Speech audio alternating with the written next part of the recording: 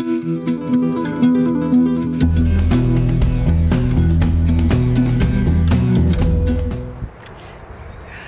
I'm currently standing on one tip of Lord Howe Island. So I'm standing on Mount Eliza, which is not the biggest climb that you can do on Lord Howe, but I think it's probably the next one. I haven't recorded on my way up here because there are some parts of the climb that are a bit super sketchy, and you're on the edge of a cliff, so not one you want to do without having your hands free. But yeah, I will take some video and photos now that I'm up the top here, and I've taken off my birding lens. I've managed to get an Australian kestrel from up here, as well as hopefully some half decent shots of the tropic bird, which is not something that we get on the Australian mainland. So I'm pleased to have gotten that result. So I'm going to turn my camera around now. Actually recording on my Olympus today because I have actually managed to bust my phone while I'm here, which is normally what I record these on. So yeah, this is a little bit different for me recording on the Olympus. And yeah, having to change over the lenses is not something I like to do as very much, at the risk of getting at the risk of getting dust on the sensor. So yeah, wanted to wait until I'd finished with the birding to switch over those lenses. So I'll show you what I've got around me. So as you can see, I'm facing west. That's it's a bit after 2 in the afternoon, so that's the sun going down. So these cliffs along here are where the tropic birds do live, and so there's been quite a few of them sailing around here that I've hopefully managed to get some shots off. And there was a kestrel that was hovering just above as well. So over there, covered in cloud, is Mount Gower. So that is an 8-hour climb, so it's an all-day one, and you can only do that one with a guide. Whereas Mount Eliza, it's a 2.1 walk from town, but you can actually do it by yourself. It's 147 meters high, so it is much easier than Gower, but I tell you what, I'm certainly going to feel the climb tomorrow because it's a lot of steps. And this last bit of the climb, before you get to sort of this flat bit up here, there's no steps, you're kind of scrambling up rocks. So yeah, definitely want your hands free for that. So down there, which I'll record when I walk back up there a little bit, it's actually the narrowest part of the island. So on one part of the island, on the Mount Gower side, you'll have North Bay, and then down on this side, in between these two cliffs here, is the Old Gooch. So I believe the island's only about 125 meters wide at that point. Probably can't see them, but there's I can see a few white birds against the ocean there, which are the tropic birds. So with this lens on, definitely not going to be able to see too much detail in those. You can see some of the land fixtures out there. And there's the edge of the cliff here too. I don't know what that is. It might be that kestrel again. Let me see if I can get a bit further in. Yeah, it's that kestrel again. He's hovering. I'm looking in the sun, so I can't see. There we go. So I don't know if that's focusing in. You can see he's just like hanging out there and hovering. He's coming a bit closer.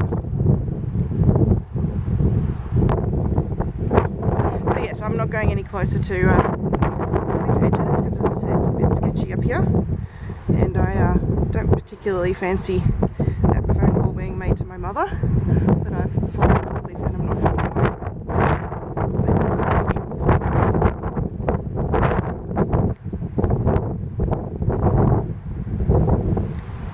that. So as I mentioned, this is the narrowest part of the island that you can see just here. As you can see, like, I'm not very far from the cliff edge here, so do need your wits about you on this climb. So down there is the Old Gooch, and then straight across there is North Bay. So most of Lord Howe Island is actually a sanctuary zone, so fishing is not allowed here. So the marine species have been able to thrive here and are protected. So I am actually going to head down now, even though I do have a good couple of hours at least left of daylight, and I will certainly make it down Mount Eliza before that. I will still have to go through a couple of k's of stairs in bushland, so I definitely don't want to be tackling that without adequate light. So as I said, going to start making my way back on down, start making the scramble.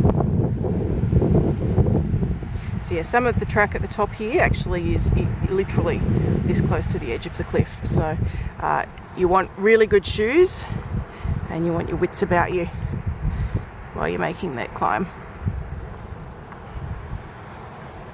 I'll show you the top before I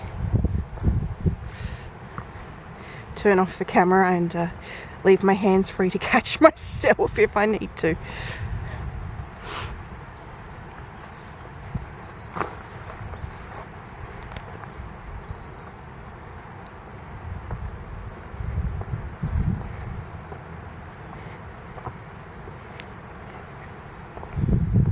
So here we go, here's the part of the start of the scrambly bit.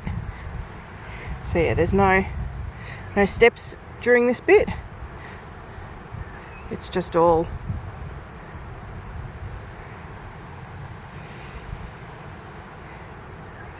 getting through rock. It's just a bit of a look up at what I've just come down. I'd advise staying low to the ground. Dirt is loose and the rocks are loose and slidey on it. I did actually come down when the ground under my foot gave way, and I came down on one knee. But fortunately I was already a bit low to the ground, so could have been worse. So there's a closer look at the old gooch there, and coming down to North Bay, and I've still got a little bit more of this scramble to go and the steps will start again. So here we are coming back to North Bay. So you can see there's some facilities here, fairly basic, but we've got some tables, some barbecues, bit of shelter here, some wood there for fires. Now there is a tap, but it's rainwater and it's not treated, so it does have a warning saying that it is not fit for, or it is not rated to Australian standards. However, in a pinch, there is a billy over here sitting on this cooktop, so there is the ability for you to boil it if you're in trouble with regards to your water supply. Of course, you also then have to wait for it to cool before you can drink it, so it all depends on whether or not you have that time. But of course, if you're in trouble, then you've got that help there.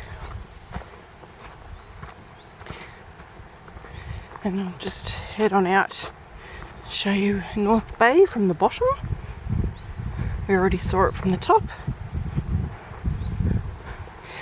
So I've just climbed Mount Eliza, but the rest of the walk back is just as difficult because it's a lot of inclines, up and down stairs, and there's a lot of debris on the stairs and tree roots and a bit slippery in parts, so it is a bit of a sketchy walk, which is why I don't want to do it in the dark.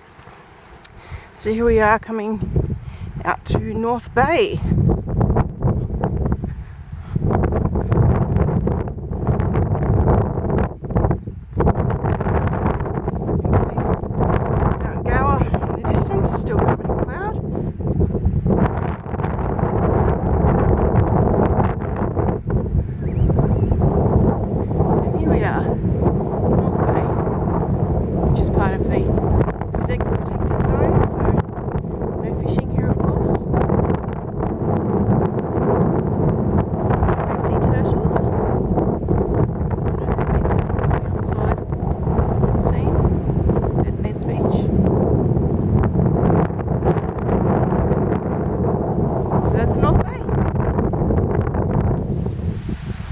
So I'm just coming down the boardwalk, which is the memorial track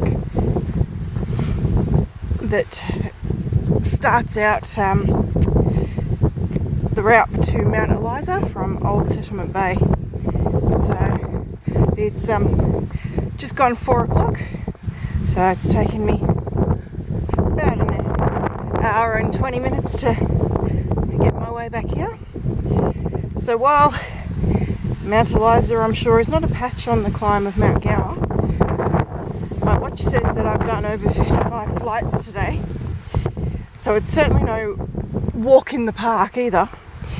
And remember that all of those flights, you've got to come back down, and by the time you're coming back down, your legs are pretty fatigued, so coming down isn't necessarily a whole lot easier by the time you're actually doing it. So this is apparently called Old Settlement Bay because it was actually the site of the first settlement of Lord Howe. There's a little sign down the bottom here at the start of the memorial track which explains that the first settlers were a few men and their married wives and some married boys or married children, and that they supplied the whaling ships with fresh water and some fresh meat until the settlement was ultimately relocated to another part of the island.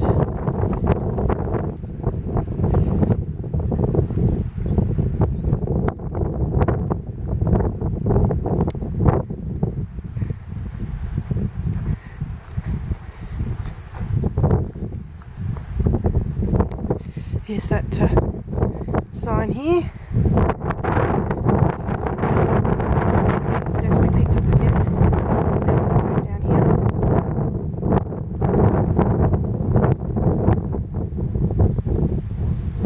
So there we go. They settled here because there was fresh water. So just coming up into the bay.